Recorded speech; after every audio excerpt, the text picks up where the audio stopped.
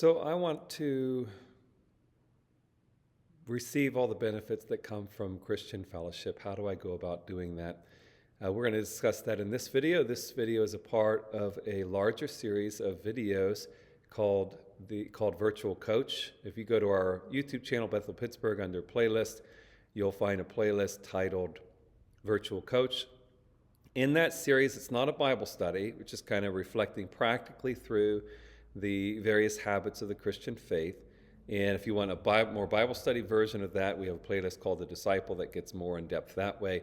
This one, I'm just walking through practical ways to pursue the habits of our faith. And one habit is Christian fellowship. I've done a couple of practical walking through of those items already that you should see in the playlist and the videos above this one. This one I want to walk through just more the nuts and bolts on how to relate to other people in the perspective of Christian fellowship. So as a church, so our church specifically, we have provided various opportunities to give people an environment with which to connect with other people. These opportunities are things like most Sundays we have food that like a small meal, appetizers and such that are available in the back room, in the multi-purpose room. And so after service, just go back there and there's opportunity to make connections with whoever's back there. We also do other events that are attempt to stimulate these connections. But the connections can only be made if people choose to enter into them. So we provide the environment, but a person has to choose to go back there, and the only person they're going to have opportunity to relate to are the people that are back there. And so maybe I choose to try to bring other people back there, but that's the only way that those connections take place, and the way that I interact with others is going to impact that as well. And so here's what I would encourage you to do. Come to church a little bit early and look for somebody. Go up to them and talk to them. The same kind of practices would happen after service and going back in the back room. So the first step is just making myself available by being present. So showing up early, staying a little later, going back in the back room. These are the first steps to it, is being available. Secondly, I'm going to walk up to people, and in all those interactions, actually, one thing I would encourage you to do is because there's two aspects of what we're pursuing in Christian fellowship. There is meeting my need for connection, as well as meeting other people's needs for connection, and meeting my need to be stimulated towards faith growth, and to meet someone else's needs to be stimulated towards faith growth. So it's like social, all other social types of environments, with a faith factor that is attached to it. So there's multiple things that are sitting there.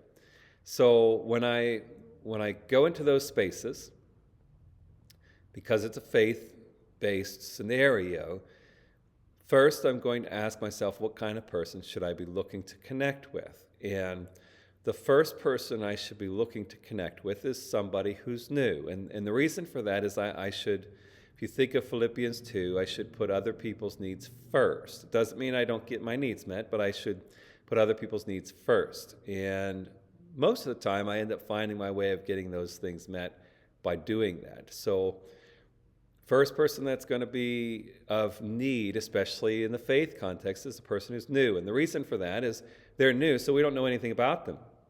We don't know where they are in their faith journey. We don't know if they've landed in a church, like are they just here because they're visiting, they transitioning from one church and they're looking for another one, or they not been going to church and they're going to try starting, and I want to try to help them out with that. And so I'm going to go up to them and introduce myself and share my name, and I'm going to try to make some connections. And I'm doing that because I want to help them have an easier transition into regularly attending this church, so that they can also be afforded the opportunity of Christian fellowship and connection and need meeting and stimulation. So first person is someone who's new. And they need it the most, because everybody else that's not new have already made some level of commitment to this church. And so most likely I'm going to see them again. This person I might not ever see again. So that's why they become first priority. Second priority would be someone that I do not know very well. And so I'm looking around to see if there's someone I don't know that well, and I'm going to try to get to know them better because there's no connection or a minimal connection at that moment. Then thirdly, I'm going to look for someone who nobody seems to be paying attention to, because if I don't respond to them, then maybe nobody will. And so I want to make sure that their need got met, that someone encountered them.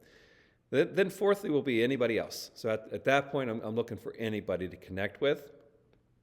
And again, all of those settings, before and after service, the food part, an event,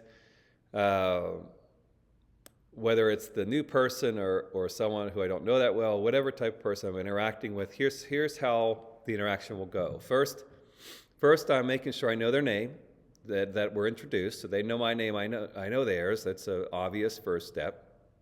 Second step is I'm going to look for common interest, and the way I'm going to walk through that is by using an acronym FORD, even though I'm going to change some of the letters or two of the letters around as far as priority order is concerned.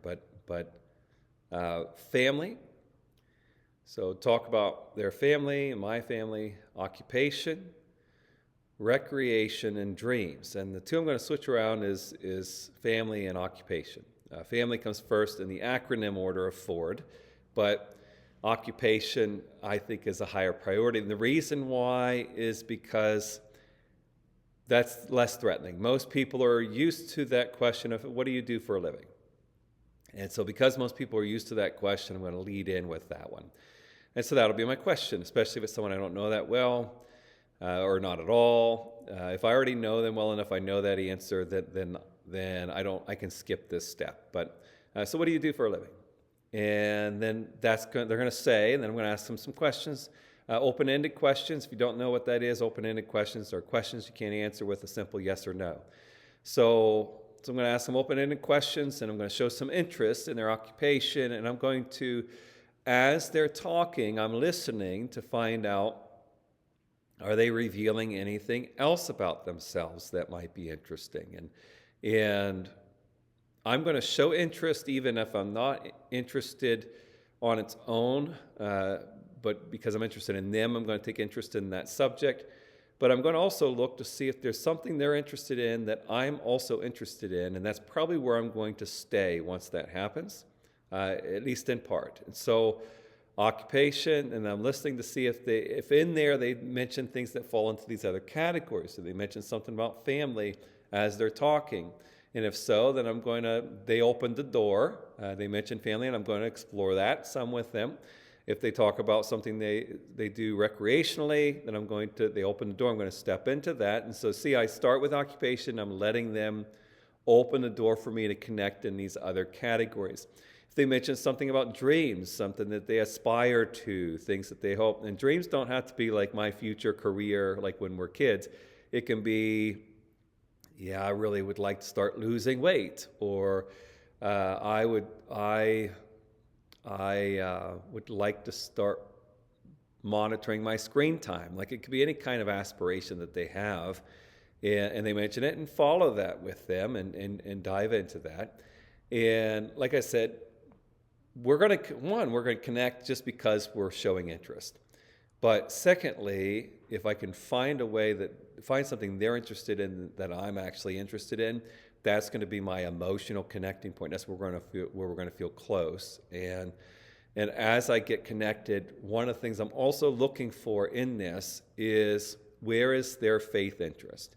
Where is that? And what are things? How does faith relate to the things we're discussing? And I'm going to try to find a way to hopefully discern where they are in their faith and encourage them forward in their faith, most likely by the use of asking questions.